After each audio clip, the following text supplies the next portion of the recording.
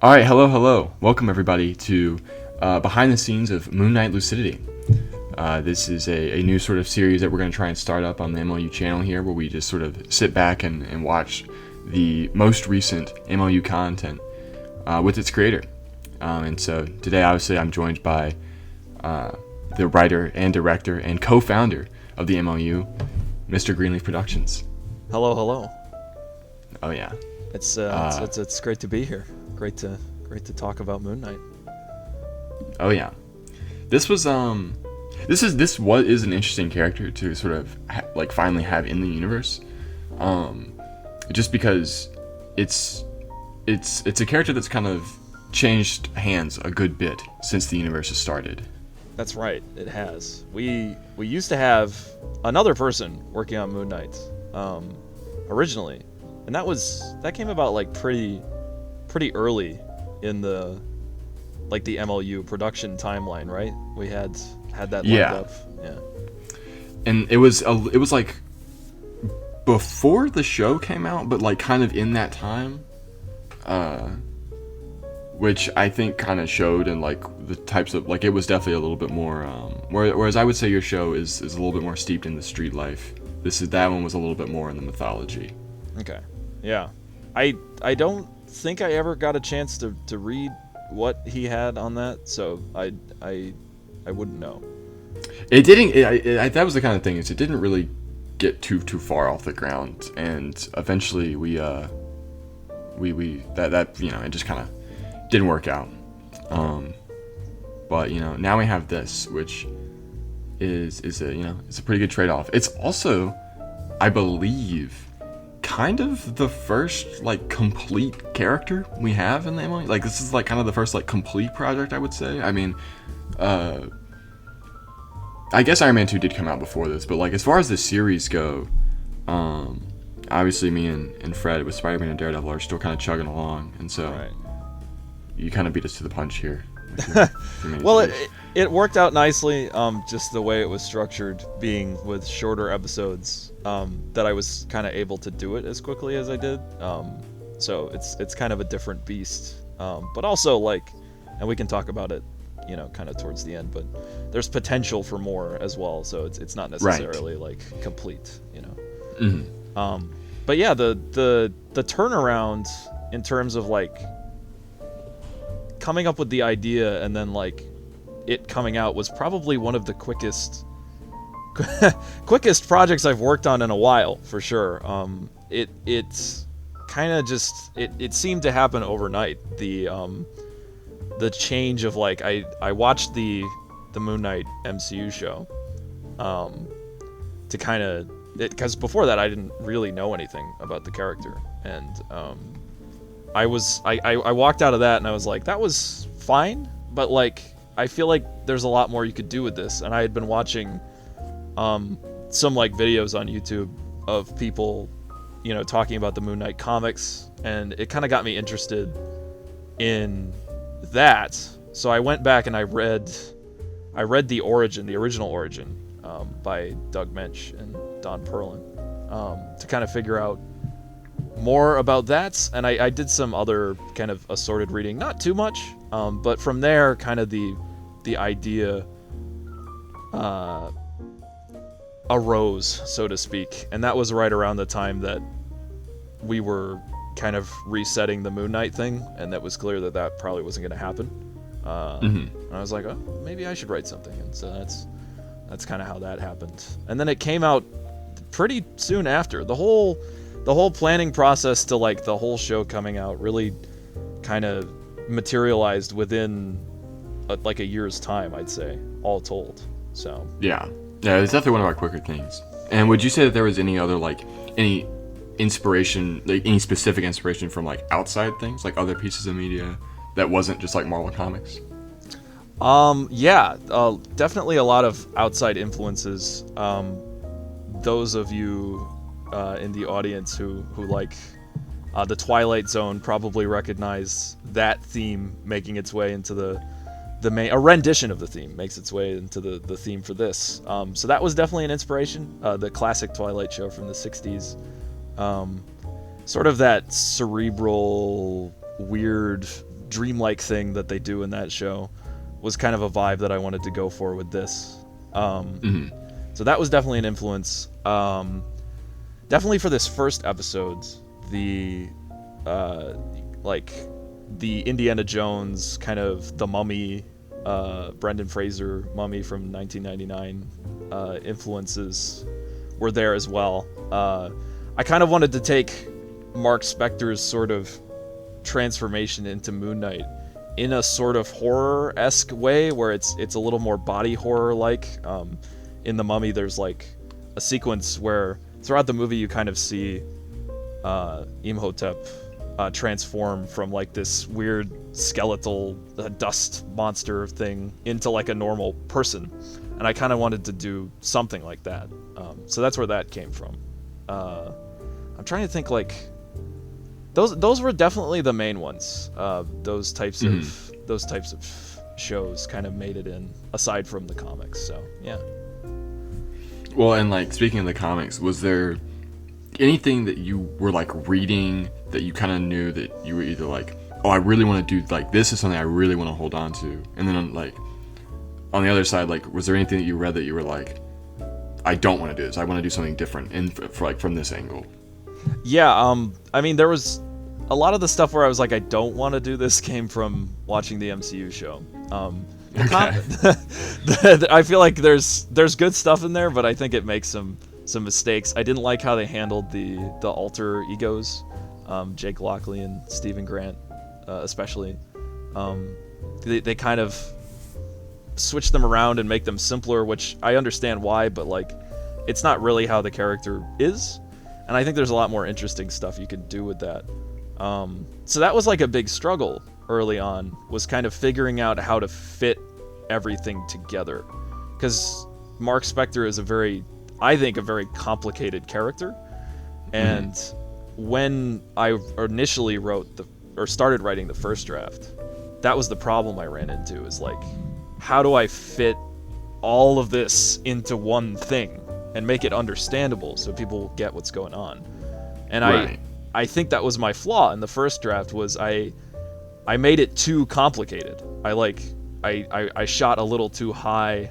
I tried to like do this thing where every episode would be set from a different character in the story's perspective, and it would be sort of this like second-hand look at Mark, and I think that was like an interesting way to do it, but it just didn't end up working. I think it got too complicated. I didn't know how to write it, and I didn't think people would really understand what was going on. So we went for a little more simpler approach, with just setting everything in Mark's perspective, which I think was all in all a good choice, to make it a little more understandable. Yeah, and I think definitely with like how the show ends, I think kind of making Mark the actual, POV character, and kind of like getting to see everything through his eyes kind of helps that ending. Oh, yeah. As interesting as it is. Oh, well, thank you. Yes. No, yeah, I think all in all, that was the right choice to make. But that was a big thing. Definitely fleshing out the alters, giving them a place. They didn't get as much as I'd really want them to, which is why I think there's definitely room for more content. Because I was honestly just juggling a lot of stuff in a short amount of time, and there's only so much that you can really go into. And so I chose which parts I thought were absolutely necessary, and then some of the other stuff kind of fell to the wayside and could definitely be expanded on later. But yeah, were there any like just like specific plot points or like sort of subplots that you kind of would have wanted to put in here that just weren't able to fit? Yeah, it just in general, just kind of more depth and flesh to the alters for one, and Khonshu for another. I think those things could kind of be expanded on more as we go on, because we got them in here, and I think their purpose in the story is served. But I would have liked, or I would like in the future to go into a little more detail about all of that and Mark's relationship with those characters, because I think in this they're in it, but they're definitely just kind of in it a little bit, and I think that that's good for an introduction, in the sense of like we're not digging too deep into this, because I think there is a lot more to cover. But in the future, definitely stuff I would like to do more, and originally was kind of planning to flesh out a little bit more.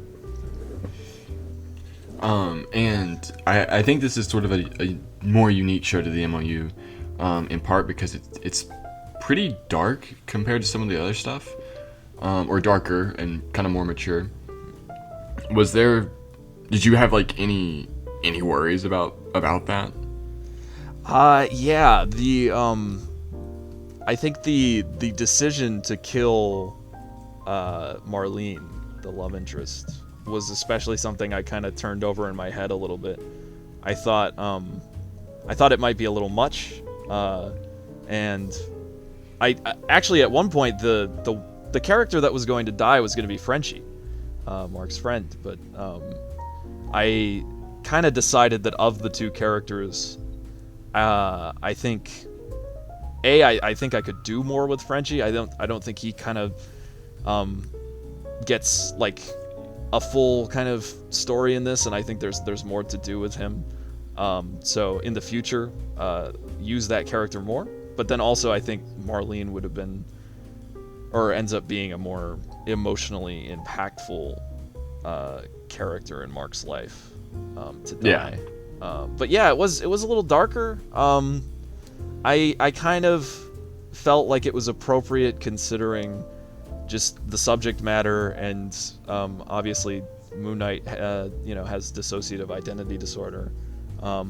Digging into those topics and not sort of, I didn't want to like make it, obviously it's supposed to be entertaining, but I didn't want to make it sort of glancing over those sensitive topics and like Right. making them too silly or comical or unrealistic. So I wanted to portray them as serious things, and that this isn't like a sort of silly comic book story in that way. So I think the tone ended up fitting, but I did kind of turn over some of the decisions relating to that sort of thing. And kind of a similar question, but also like sort of the way that, or really just sort of throughout the entire show, you kind of raised the question of like, is what's happening really happening? Are the events that we're seeing really the events that actually transpired? And you can talk a little bit more, because the ending like was a little different in the script, I remember, than what actually ended up coming out. And was there any worry about that, about sort of telling something that was a little bit more vague? Oh, definitely. I mean, I'm sure you remember too. We had a lot of deliberation about how this was going to end. I ended up sending you a revised line in the script because you play the psychiatrist at the end. So initially what was going to happen is the ending was going to happen, and it was going to reveal that, pretty much the same thing, that it might have all been in his head. And the psychologist was going to go over what happened and talk about Marlene. And the change ended up being to change the fact that the psychologist identifies Marlene as a different woman. I believe the name was Anya Sutton. Right.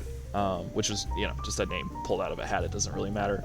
But the point is that that was the change, and the reason behind that was I wanted to throw in a detail, because I realized as I was kind of drawing to the end of the show that I kind of had in my head an idea of how things really went, even though I wasn't going to reveal it.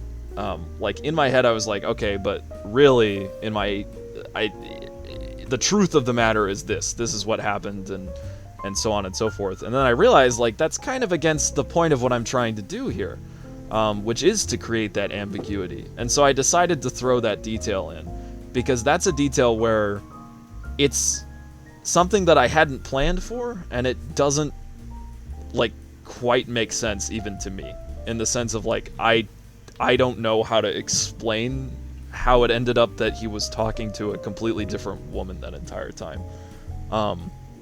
And I think in the long run that's a better decision, because I don't want this to be a thing where there is a right answer, or there is a definitive interpretation. It's really just up to the audience to decide how much of this was real, how much of it was in his head, what Khonshu represents, what the altars represent, and like what happened with Marlene and Bushman and all those characters. It could be anything, and I want it to feel like that. So I don't want to really dictate the answer to that. So that was the idea behind that. Have you heard any kind of wild conspiracy theories about what happened in the show from people that have watched it? Or well, I mean, Fred has been very vocal. He seems to think that none of it was real, which is valid. And I've gotten a couple other comments, not too many, but maybe like one or two other people that were kind of asking about it. It seems to be that a lot of people are thinking that like it's all in his head, basically, kind of like Fred was talking about, and that it wasn't real. That seems to be sort of the consensus as far as I've heard it, from only a few people. But I'd be interested to hear if anyone else has any theories about that. I'm not sure like how many people watched the finale and actually started like theorizing about that, but that is definitely the intention of the end of the show, is that it's kind of ambiguous. So I guess we'll see how that turns out as time goes on. And especially if we intend to continue this character, which we do, the difficulty will be kind of preserving that ambiguity. Yeah, I mean, we've already kind of talked about like sort of what it's going to look like when, you know, Mark and Steven and Jake kind of inevitably do cross paths with other characters within the universe. Right. Speaking of Mark, Jake, and Steven, did you have was there a favorite personality that you enjoyed to write the most? Ooh. I mean, I'd probably say of all of them, definitely.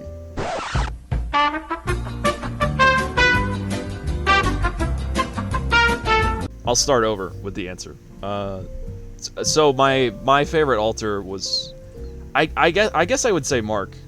Just in general, he gets the most screen time out of anyone, and I like his kind of like interplay between his other alters, and how they're kind of like they all. I tried to give them all a unique perspective on the situation. Like, so Steven is more of a pacifist in the comics, so he always kind of takes the slant of let's not do this, let's not, kill Bushman and listen to Khonshu. Jake is kind of like a middle ground where he will consider both avenues, and sometimes he agrees with Mark, but sometimes he doesn't.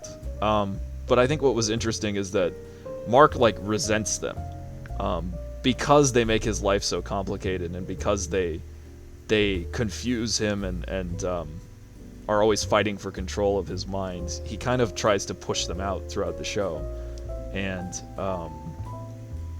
that eventually culminates where he kind of accepts them at the end of the show, and learns to work with them to some extent. So I like that interplay, and I think Mark is probably the best part of writing the character, because he encapsulates not just one of those parts, but all of them in the interplay. And he definitely got the most work in this show, so I enjoyed that. Is there like one of the identities that you think you'd be more interested in exploring in potential future installments? Yeah, so one of the ideas kind of moving forward with the character was to, because Mark has gotten himself into legal trouble at the end of the show, one of the ideas was to sort of have him take up one of his alter identities as his like kind of public persona. And I've been thinking that probably the one that would make the most sense is Steven. as kind of the business socialite type. Right. So that one is definitely going to get more work in the future, and I'm excited to do that. So yeah, that would probably be the one. Nice. I think I might know the answer to this next question, but was there, like, setting aside Mark and his little gaggle of, mismatched identities. Yes. Was there another character that was sort of a standout of like, I feel like this one was, you felt like you had a lot of stuff to latch onto and a lot of material to work with? Oh yeah, you probably know the answer to this, but but I found a lot of fascination with Bushman throughout the writing process, which I wasn't really expecting. All I really needed Bushman to serve in the story was he's the bad guy. He's the source of conflict, but it doesn't really matter like who he is or what he's doing. That's what I thought initially. And then kind of was he always going to be the overarching villain? Yes. Okay. Pretty much from the beginning, I wanted to do Bushman, because that was one thing I didn't like about the MCU show, is they kind of sidelined that. Bushman gets mentioned, but he never shows up, and they barely even talk about it. And Bushman has always been a big part of Moon Knight's origin. So it was always going to be Bushman. But kind of what happened throughout the writing process was I started to kind of sympathize with Bushman. His kind of motivations became a lot clearer and more understandable, almost accidentally. And I started to lean into that because I thought, like, oh, well, if we can kind of cast some doubt in the audience's mind on whether or not Mark is doing the right thing by killing this guy, instead of just, oh, he's evil, like, what does it matter if he gets killed, Yeah. Was it always planned to kill Bushman? Yes. As far as I remember, that was kind of... I might have... I guess now thinking back, I might have tossed around some ideas with some other villains. I think the Midnight Man was in talks at one point of like a secondary villain. Again, all of that kind of got stripped away when I decided to kind of streamline the script. Right. But yeah, there were slight, maybe we do another villain. But I thought because Bushman was present at the introduction, it would be better to kind of make him the overarching villain because of that personal connection. Because in this instance, it's not that, like, I mean, I guess I quite like the original Moon Knight origin, but I will admit that, like, Bushman is not a very complicated character. He kind of is evil, and he does evil things, and he has a skull on his face because he thinks that it scares his enemies. Kind of cartoonish, and I talk about that in this. They don't really make an attempt to, like, justify what he's doing. But I, kind of thought it would be more interesting if Mark and Frenchie and Bushman kind of had a sort of deeper connection, because they all served in the war together, to kind of dig into that a little more. And Mark doesn't want to kill him initially because of that, because, like, he may be doing bad things, but they share this kind of blood bond, and that kind of gets expanded on more. So I don't know. He actually, the scene we're watching right now in episode 3, where Bushman is talking to the detectives. I actually rewrote this scene because I thought the initial way I wrote it, I thought was too sympathetic. Like, there was a part where Bushman was talking about what he did, and I was like, it's not really, like, you didn't really do anything that bad.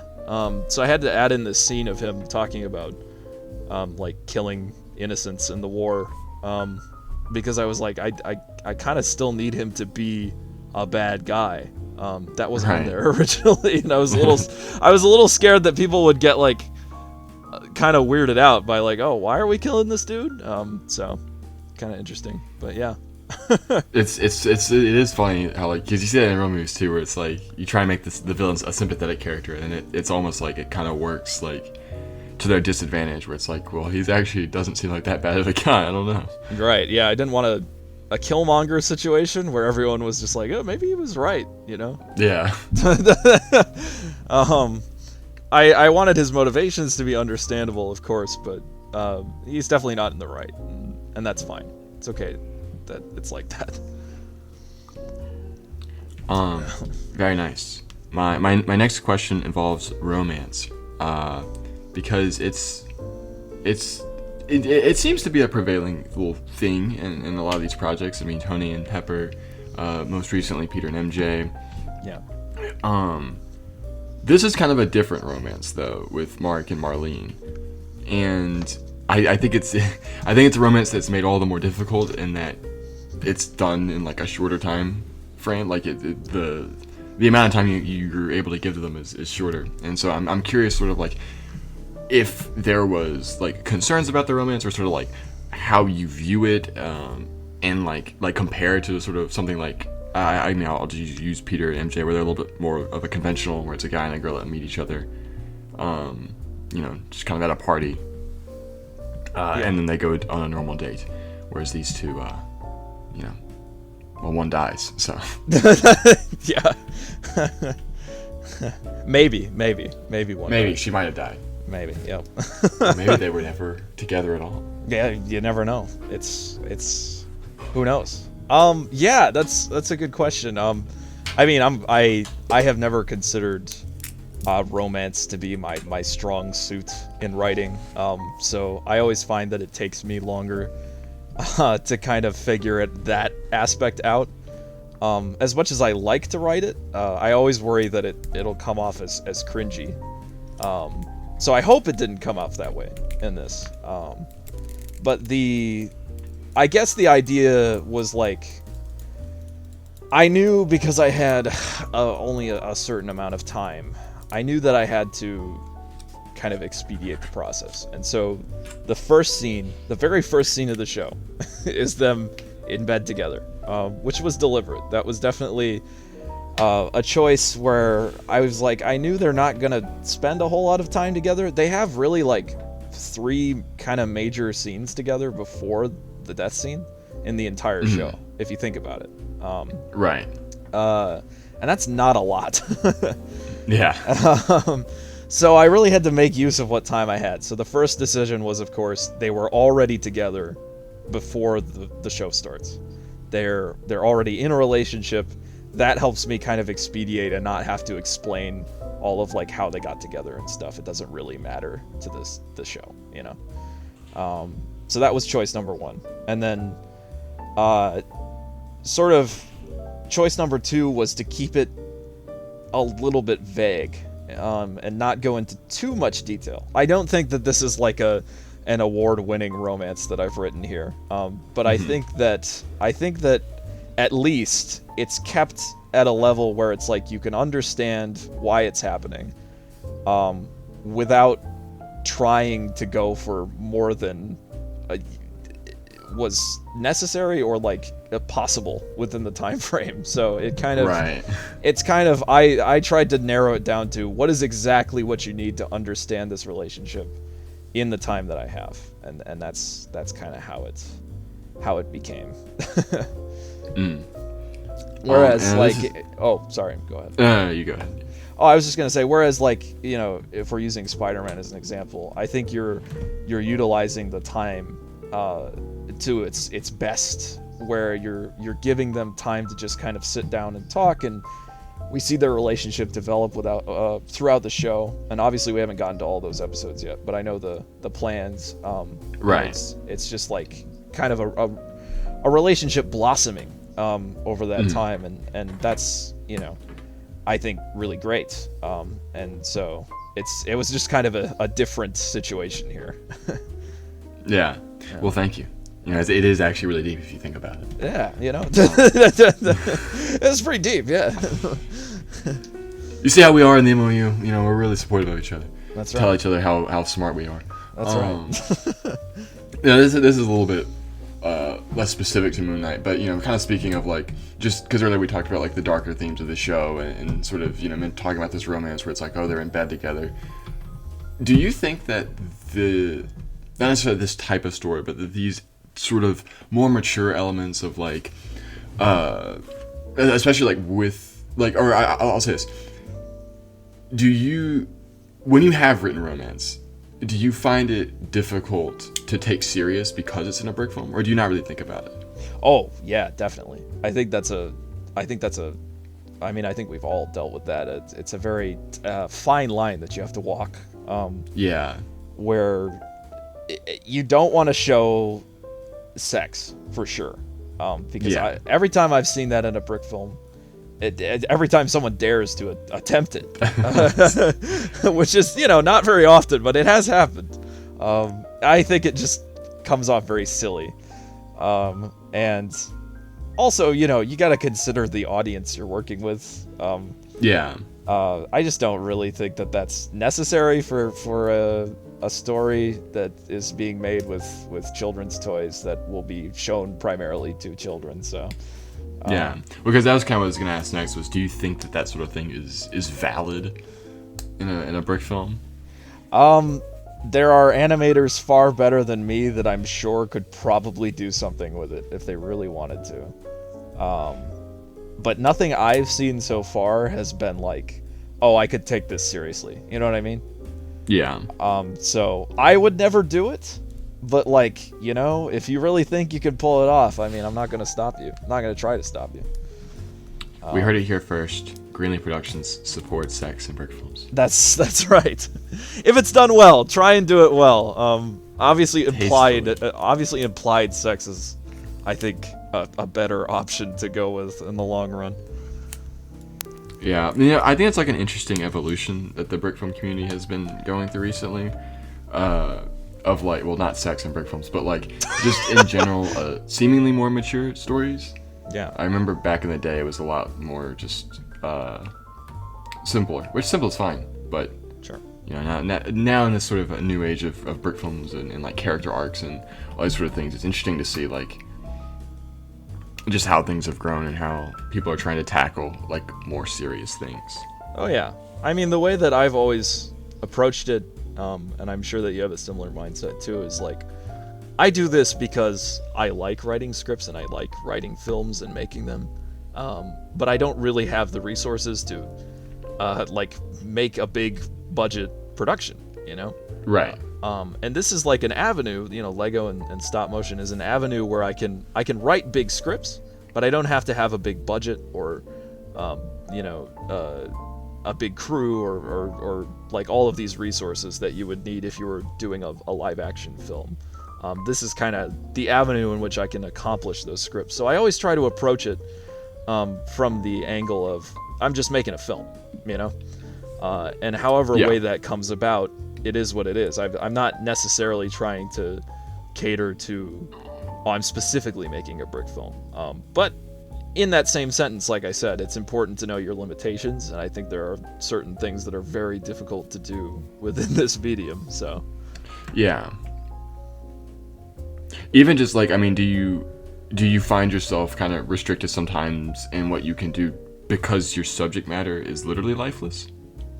Yeah, I think there's like certain times I've run up against a wall in the past, not necessarily with this project, but just in general, where I'm picturing a scene in my head and it doesn't really work. I'll be like, I don't know if this is gonna like come through if I don't have like real faces and real actors conveying this. You know what I mean? Yeah.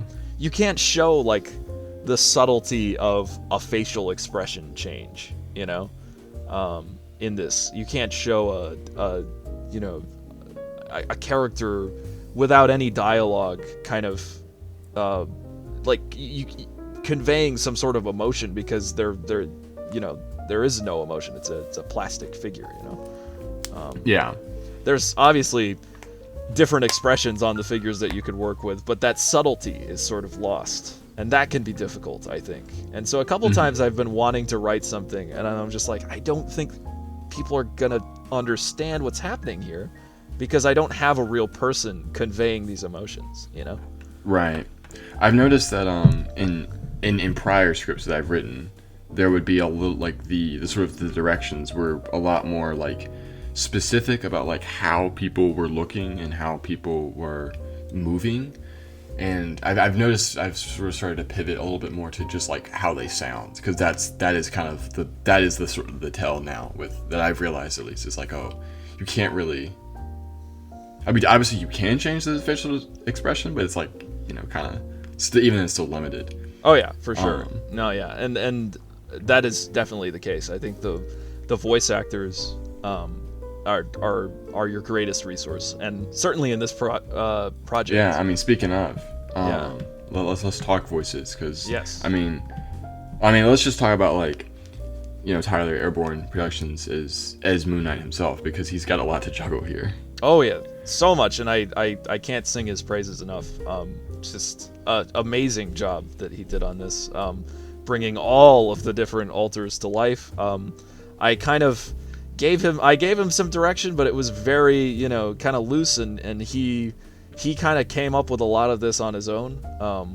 I kind of was like, I want everyone to sound different. I want Jake to kind of sound this way, and Steven to kind of sound this way, and so on and so forth. But he kind of brought a lot of uniqueness to the role, to make everybody sound subtly different, which I enjoyed. I wanted everyone to sound different, but not super different, in the sense of like, I don't want everybody doing wacky accents, you know? Right. And you know, some of the characters have accents for sure, but I don't think it's like to the point where it's like, oh, it's just, you know, Steven is different because he has an English accent. Right. It's those subtleties in the performance that I think he nails. He absolutely succeeds at, and it really wouldn't have worked without the talent like that behind it, I think.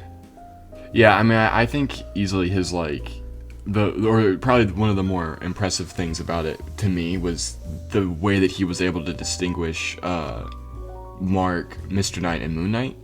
Yeah. Because that, I feel like those are the tricky ones. And I am curious, was Moon Knight's voice like filtered? It was. Or was that just his? Okay. Yeah, he put an After Effect filter on there to make it sound a little different. I kind of wanted it that way too, because I wanted Moon Knight to maybe be his own personality. Sometimes people group in Mark and Moon Knight, but I was like, I think he should sound different, because I would argue that that's a different personality too. And of course, that leads to us having, like 6 different personalities. Right. And he was somehow able to juggle all that, which, you know, I can't be more appreciative of that. And everyone else too in the cast. Standouts, obviously, we had Yusuf playing Khonshu. Oh yes. Which is incredible, as always. He does a great job. I really enjoyed Bushman's performance. Dante Majors is his name. Great voice actor. Yeah, I'm kind of interested about like sort of how you were able to communicate with him, because a lot of, you know, to sort of not to spoil the magic of our productions, but like a lot of these people that are just people we do know. Right. Yes. But that was someone that you kind of had to go out and find, right? Yes. Well, actually, Josh helped me with that. Josh directed me to his casting call, and I thought his voice was pretty cool. I shot him an email, or a Discord message rather, and he got back to me really quickly and did like all the lines like really soon after, and so that ended up being really good, and I think he did a really amazing job of just a really unique voice, something that we haven't really heard in the MLU yet. I think he adds a lot of personality to it, and menace, which I like, and so that was incredible. So good work to that.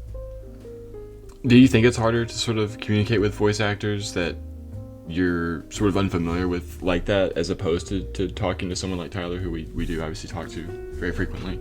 Oh yeah, I mean, I kind of tend to get a little embarrassed when I'm talking to outside people that we don't know, for voice acting, because I know that I'm like asking a lot, and I don't want to like inconvenience them or kind of get pushy about the lines or anything like that. So I try to leave it beyond some basic direction up to them and you know, take what I can get, because I do appreciate them a great deal for helping, you know, contributing, and it wouldn't really be the same without them. So you know, I guess in that sense, I do find it difficult. I like keeping it in the family, as it were, because it's nice with you guys. We can kind of freely talk about what we want, and there's no sort of that sort of like professional barrier where it's like, I don't want to inconvenience you, you know, and so, but yes, the couple outside voices on this one, specifically Bushman, and then obviously Marlene and Detective Gene DeWolf, were all people that we don't really know, and they all did great, and it worked out really well, and I'm thankful that it did. I always like I feel like anytime I'm working with someone that like, or like a voice actor that I'm just like reaching out to and haven't like worked with in the past, it's always like I always feel like kind of awkward, and I always kind of laugh at like my messages after the fact, because they're so like, it's just like not how I normally talk. It's just like, for sure, just all sorts of exclamation points and like, wow, that's incredible. No, it's definitely, it can be a little awkward, but you know, it is what it is. But we're getting to this point in this final episode here where there's about to be a pretty big change. It's a very small change, but Moon Knight does emerge once more under a different suit. That's right. And you know, do you think there's any sort of real specific narrative to that, or do you? You really did ask me that, huh? Well, the truth of it is,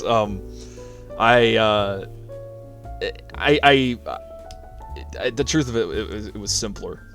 Is the real truth. No big sort of message to that. I did kind of want him to be in like a more raggedy suit, and I think that the official figure does look more raggedy and mummy-like for this part. So it did work out, but really that was just for convenience. In the future, using Moon Knight in other projects, I think it'll help to have a more accessible costume than the custom figure that I ordered. So, because that ended up being a little expensive to get that figure, and I was just like, well, let's just make it easier. And so now that he has the new costume, he can kind of appear that way, and it'll be easier for the rest of us at the MLU. That's the truth. No big message on that one. I do remember one week, because we got to do a little like, you know, early screening when you finished this episode, and I do remember that was like, because no one knew that you did that, and there was like a fun little reaction of like, oh, whoa, yeah, and new suit popped up in that. It definitely activated our like our ape brains of like, oh, something different. New suit. Yep. I do actually like that figure, the official one. I think it looks better than the actual costume in the show. Yeah, I mean, say what you want about the costume in the show, but that figure, it's got a really nice amount of detail on it. Yeah, so I think it works out well, and hopefully it'll make it a little more accessible for future projects. Yeah, and you know, you heard that right, dear viewer. There is intentions for more Moon Knight. Yes, perhaps more collaboration. Perhaps more. Yeah. You know, this is. You'll notice there's a fair amount of focus in the MLU on the street life. So you know, just keep your eye peeled. Yes. As we slowly put more projects out over the course of 3 years. Oh yes. Exciting things to come. Well, yes. Yeah, we'll see. But ironically enough, as this final episode is kind of finishing on my end, I am just about out of questions here. So I guess we can start to, yeah. You know, I will say I really I'm a sucker for like montages at the end of movies. A lot of my work tends to have them in them, or moments where you just get to like sort of, because I am curious to hear your thoughts on this, because I find myself like in something. I remember it was a big thing when I did the first use of Spider-Man, where I'm real annoying about how people perceive stuff, and a lot of times I'm like, I want them to see it the way I intended it. Oh, I see. Like it's interesting because I know you've said that you wanted people to have different interpretations. I'm like the opposite. I want you to know exactly what I was doing. Oh yeah, no, that was a project specific thing. I mean, generally, I do have an idea of how things are going. This is just for this, so yeah, I get what you mean. Yeah. Well, in just sort of outside of this, do you find yourself like sort of hearing different like interpretations? You're like, oh, that's neat. That's not the intention, but cool. Yeah, I can't remember what there was one that I heard where I was like, oh, that's interesting. I'm trying to think. I genuinely can't remember, but there was one where I was like, oh, that's not what I intended, but okay. I didn't think it made a lot of sense, but hey, you know, if that's what you think, I'm not gonna stop you. That's more the point. power to you. More power to you. Yeah. The montage, just kind of a quick last comment on that topic is originally I was going to reshoot some of these sequences in the montage from a different from a different angle, and the idea was that I was going to reshoot some of the other moments in these shots so that the Marlene is replaced by another woman, a different looking woman. That was the interesting. Yeah, that was the original intention, and the truth is, in keeping with the monthly release schedule, I genuinely ran out of time, and so in the interest of keeping to the schedule, I instead opted for this approach, where if you'll notice in every one of these shots, these are deliberately selected as shots where you can't see her face. Until the very end, of course, which really couldn't be avoided. But the idea behind that was to kind of throw a shadow on, like, in those other shots that happen after the origin story in the first episode. Because obviously this is kind of supposed to be Marlene, and then who knows who the other woman is. I mean, I guess it could be the other way too, but yeah, it might not be another woman. Yeah, it might not be. But yeah, in the other shots, I deliberately selected frames where you couldn't see her face because I thought the idea would be, oh, maybe it is someone else. And so that's kind of how I got around that. Originally, it was going to be reshot, but I ran out of time. So would you say that the monthly release was the biggest obstacle for this project? Oh, yes, 100% yes. I committed to that not really knowing how stressful it would be. I did get some stuff done in advance, so it ended up working out. But definitely some stuff with like getting the voice lines in and editing was very difficult. I was at points I was like laying tracks directly in front of the train. It felt like, where it was just like, all right, I gotta get this done, and then I'd get it done like a couple days before the release date, and then it was just on to the next one. That was probably unique because I do remember like a lot of times the animation would actually be finished, and it was the lines that were taking a while, which is. You would imagine the animation would be right, yeah, the big thing. Because how many episodes did you film in advance? I had about 3. Okay. 2 for sure, and then like most of 3 done before I released episode 1. And so I was ahead, but it kind of got to the point where for the finale, I was still animating stuff by the time episode 4 rolled around, and that got a little close. And we should probably also note that there was, of course, the Iron Man Christmas special that had to come. Oh yes, later that month. That was another thing that kind of materialized, and I was like, oh boy, I don't know how I'm gonna do this, and somehow it worked out, and. Thankfully, I was kind of able to treat that by the end as sort of just like another episode of Moon Knight. So I started working on that kind of towards the end of the episode 4 production, and was kind of able to crank that out. But a lot of that ended up being rushed and just kind of thrown out there. I'm honestly really... I'm happy that people seem to enjoy it as much as they did, because I really didn't put as much time into that as I might have wanted to, just because of the release schedule. So it's it's an all-timer. I think it's a pretty nice special. Yeah.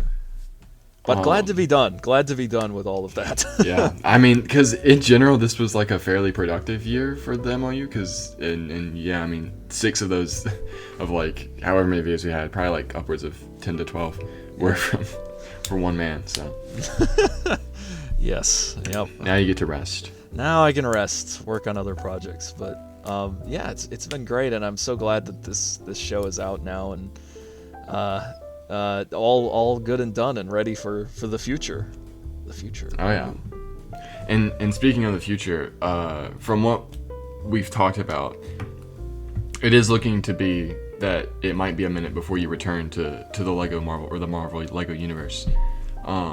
Do you have any sort of words or hints and teases that you would like to drop for the people at home of what the return to Marvel might look like?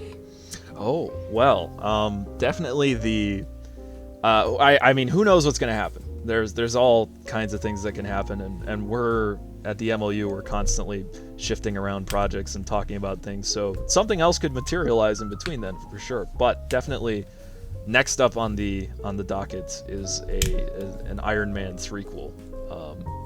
There we go. Which is in production. It's being written.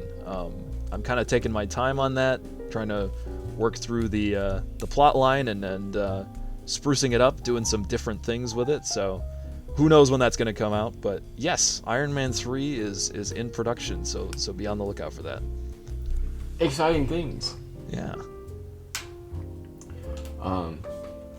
Well, with that, unless you have any sort of final things to note to our audience, I think that is going to be all we've got time for here today. Sounds good to me. I'm glad that we were able to do this. Alrighty. Well, in that case, thank you for watching. If you've tuned in, this is my audio track is about 53 minutes, so this is going to be probably a little long. But if you enjoyed, we're probably going to be doing some more stuff like this, little behind the scenes looks. Put it on while you animate, or listen to it, or don't. Or don't. As you noted before we started, we are just grown men talking about how deep our Lego stories are. So that's right. So if that interests you, more power to you. But if not, stay tuned for more. Too bad, I guess. Yeah. Yeah, it's coming either way. It's coming either way. Yeah.